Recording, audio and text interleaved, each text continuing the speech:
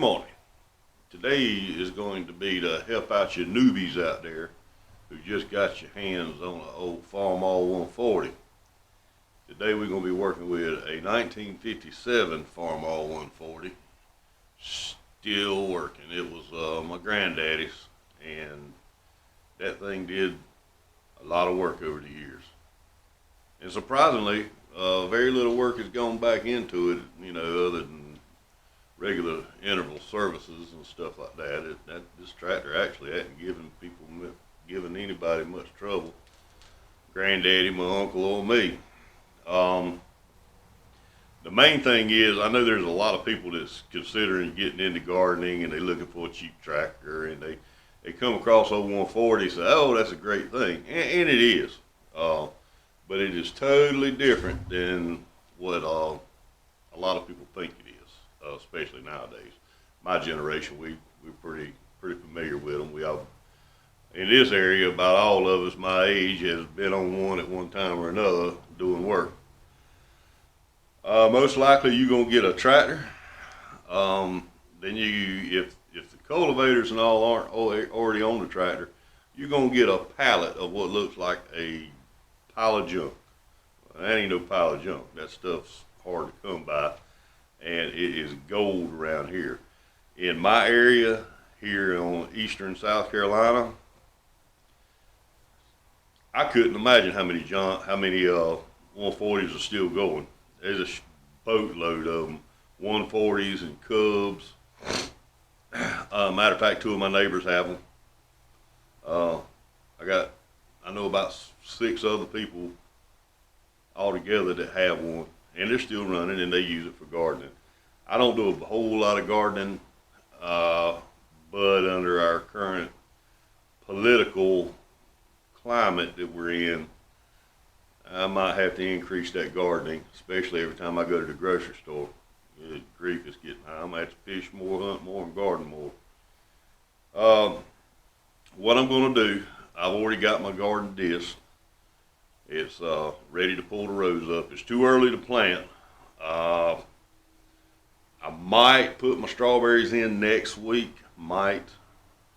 I do not plant seeds, although I have the planters and everything necessary.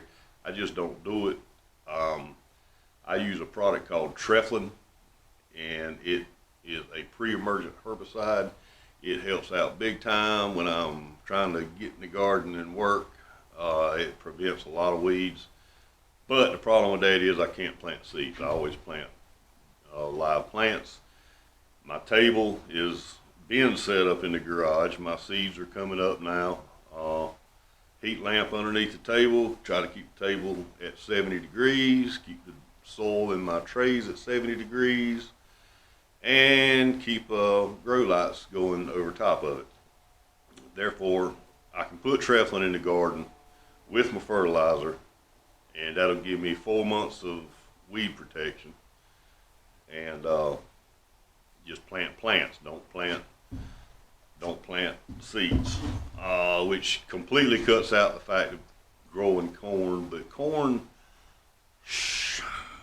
believe it or not, corn is kind of high maintenance, at least in the soil that we have around here. You got to dump a load of nitrogen and all in it to get it to work. It's just not. I can buy corn cheaper than I can grow it for now. Yeah, that's pretty much it. I'm gonna show you how to get this stuff over here put up under the Farmall. And there's 2 ways that I know of that you can pull rows with a Farmall. One is the proper way, where you use the middle buster, and I have that. I've got the middle buster in the row top decker. And it works great, and it makes a beautiful row.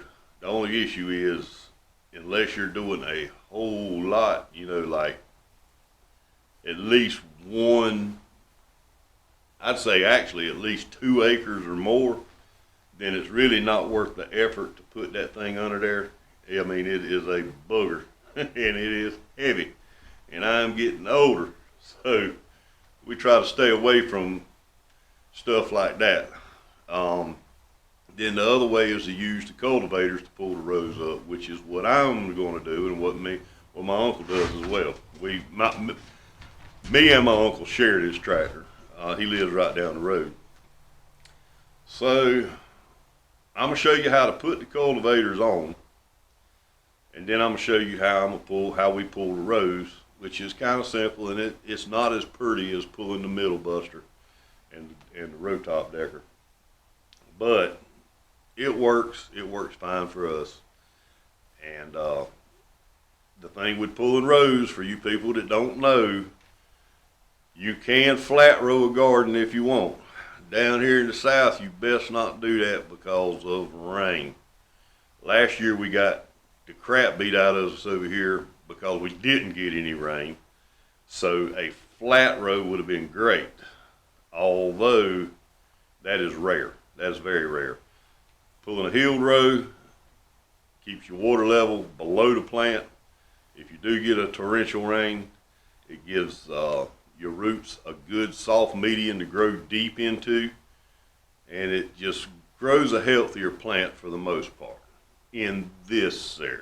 There are places that a flat row, which basically is you just plant it in a row and you're not pulling up row hills.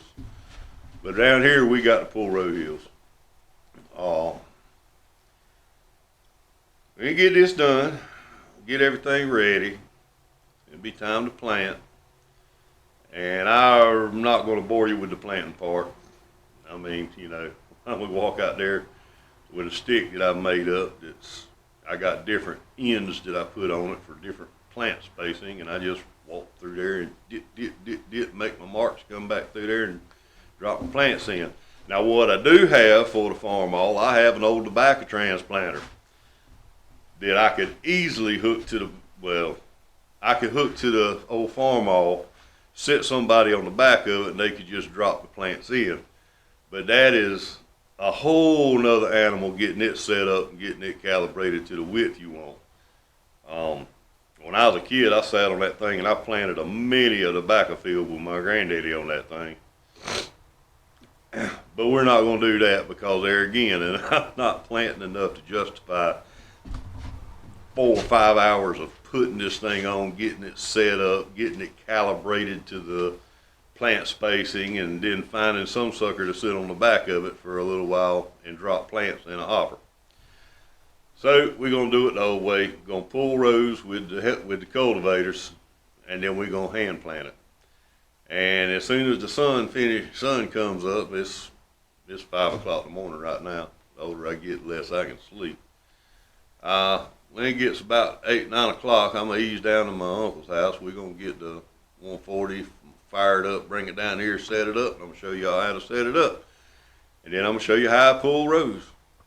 See you here shortly. And by the end of this video, you'll be able to make a lot more sense out of this menagerie pile of heavy steel we got laying on the floor. You'll know how to set it up, and you'll know how to both pull rows and use them for cultivators. Holla at you in a minute. Alright, we're going to put the front sweeps on. As you can see, I got sweeps running to the inside of the front tire. They bolt down just pretty straightforward, but just remember the sweeps go to the inside of the front tire. They stagger to the inside, they don't stagger to the outside. And you can see the way it's set up. Now I'll fix to pick it up and bolt it on.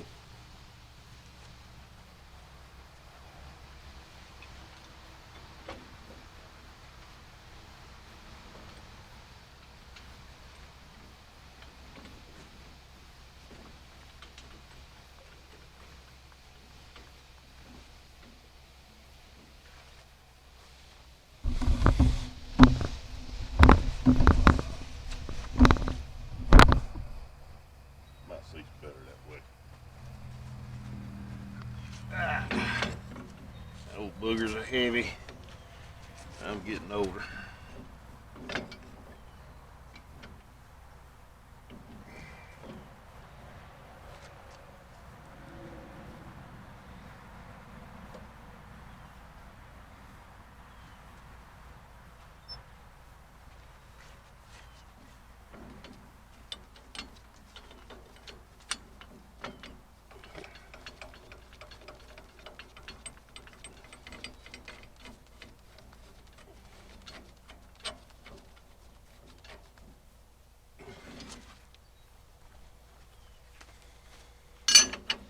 This wrench is actually the original wrench that came with the tractor. Long before I was ever thought of. Kind of rough on me today. I actually called out of work last night. I'm one of the unlucky ones that I didn't get gout in my foot. I had gout in that hand. That's kind of rough. Especially when you work for a living. There. That's a good example of how those front sweeps go on. The cultivators. Staggered to the inside of the front wheel. Now, for those that don't know these tractors, that just bought one because they want to be gardening, and this is a damn good gardening tractor. But this right here, that is the center line to this Farmall 140 offset tractor. That's your center line. Remember that. Now we're going to put the rear on, which is a whole lot easier. And get this back down. Ooh, wrong way. Or do this with gloves on.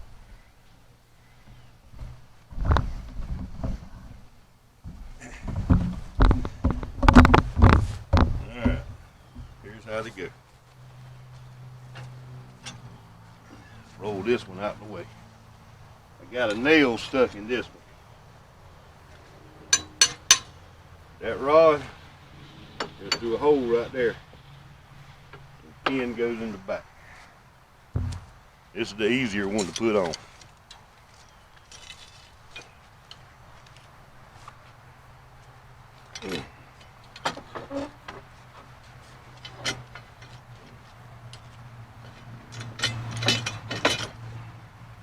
There, we got it through. Got the pin in it. And this arm, right here, hooks there. I don't know if you can see there. There we go. The other end of this arm hooks right here.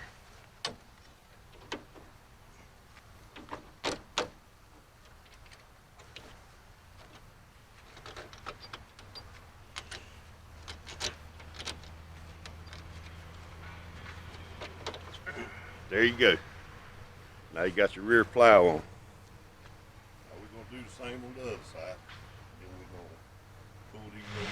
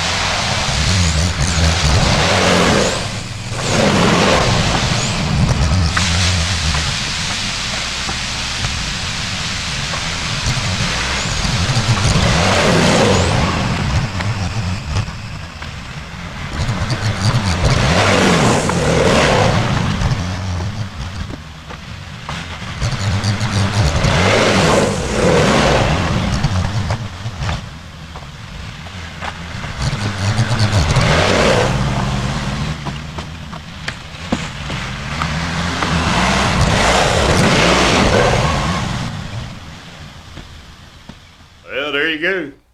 Using the cultivators alone, it makes rows. It doesn't make them real tall and pretty. But like I said, it's a whole lot more trouble to put that middle buster with that topper and all that stuff on there for that little garden that I got. And that loose that loose steering box don't make for a good straight row either. But you know, it is what it is. Good enough for me. Good enough for pretty much anybody. Now, if I was doing a lot more gardening than what I'm doing, I'd use the middle buster and lay them out, and probably fix the gearbox and make my rows a lot straighter to save some inches on the other end of the field. But old Farmall 1957, my granddaddy bought it. It's one of only 2 brand new tractors he ever bought. The other one was a Ford 3000. I got that one over there at Uncle's house too. The reason I keep him over there is he's got a better shed than I got to put him in, but we're working on that. If you're getting an old Farmall, just know you're getting an old Farmall. There's a lot of lubrication that's got to be done. There's a lot of upkeep that has to be done to it, and you're good to it, it'll be good to you. And I swear those old girls make be the best gardening tractors you could ever ask for. Well, got the rows pulled up, got everything out. Now I'm just waiting on planting. That'll be after Easter. Y'all have a good one. Later.